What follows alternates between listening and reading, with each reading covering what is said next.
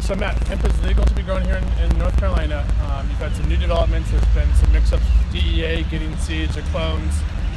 New development just happened yesterday. You want to fill us in on what's going on? Sure. From what we understand, as the most recent North Carolina Industrial Hemp Commission meeting that was on Monday by teleconference, there have been 5 DEA import permits approved, but none of them have actually been issued. So the problem is the issuance of this actual paperwork, which has to go with the shipment.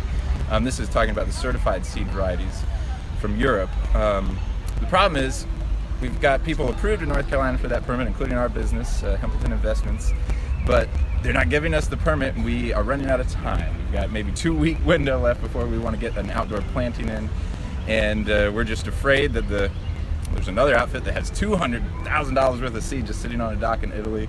We've got a smaller batch, but we're going to hopefully fly it over. But if we don't have that permit over there to travel with it, we can't get it in the ground in time, so we're going to miss an entire year. And that's just with the certified variety. We're also finding contention with the interstate movement of non-certified varieties, which our commission's laws, or the rules adopted by our state commission, says we can do that, but the DEA isn't letting us move it across state, and other states have no problem doing this.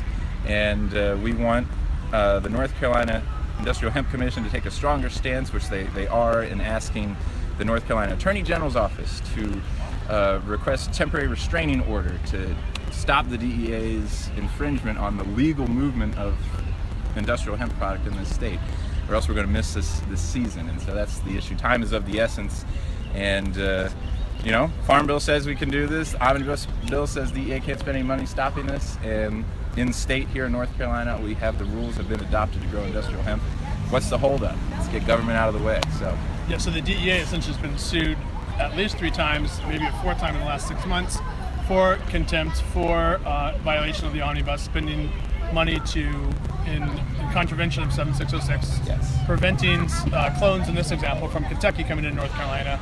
They stopped that shipment. Is that correct? Mm-hmm, that's so. correct. That was about a month ago, wasn't it? Yes. So your commission didn't take as hard of a stand until now. Why do you think that is? Well, I think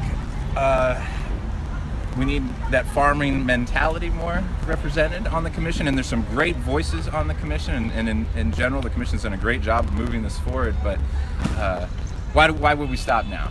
We have several folks on the commission who are state employees, so maybe they're a little hesitant in taking legal action because they have to report to their bosses.